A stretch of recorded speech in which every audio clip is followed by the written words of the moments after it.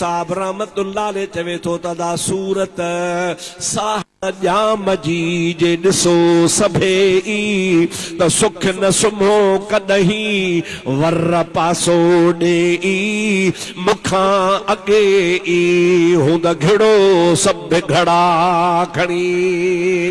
चंद्र तुंहिंजी ज़ात मां पाड़िया न पिरी असां तूं अछो मंझ रात पर मुंहिंजो सजण सदा ई सोझरो सासी सिज उभरल 84 चंडन अदा बिल्लाहि रिय पिरन मां सब उदायूं भाया मुंहिंजी मुलाकात महबूब जरी जहान छॾियो चओ असांजो नबी हयातुन नबी ॾाढे न ॾाढे असांजो नबी हयातुन नबी पर ज़ाहिरी दुनिया मां जॾहिं मुंहिंजे महबूब जहान छॾियो त रात ॾींहं मुंहिंजी अम्मा आशा खे रोवण हो साहेड़ियूं ईंदियूं हूं मायूं ईंदियूं हूं बायूं ईंदियूं हूं दायूं ईंदियूं हूं अम्मा रात ॾींहं थी रुगो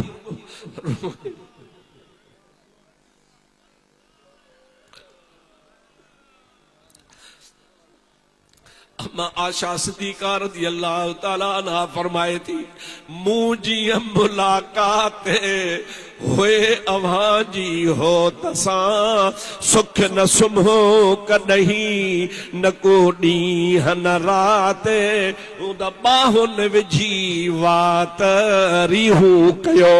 रिणन में अव्हां के मुझे महबूब करीम जे सोबत जी ख़बर ही काने का जिया मूं मोहम्मद करीम के ॾिठो ये कह कोन ॾिठो मुझे महबूब करीम सल्लल्लाहु अलैहि वसल्लम जी ज़ात बाबरकात जो शान तमाम निरालो आ अम्मा आशा सिद्दीक़ा रज़ियल्लाहु ताला अन्हा पंहिंजे माइन खे चवे थी अदी मूंखे मयार न ॾियो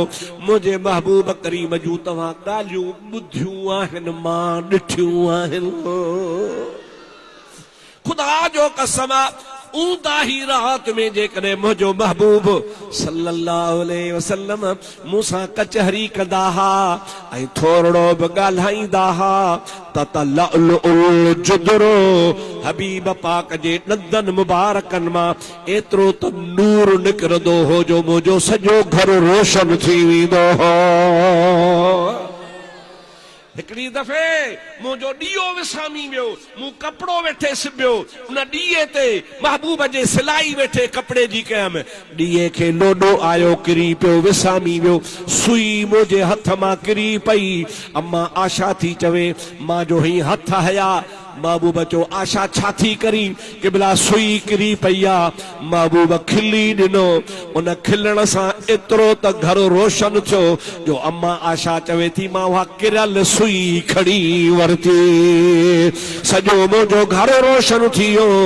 इमामुल अंबिया सल्लल्लाहु अलैहि वसल्लम जी ज़ात बाबरकात जे ॾंदनि मुबारकनि मां एतिरी त नूर जी रोशनी निकिरंदी ही जो दीवारनि जे मथां भित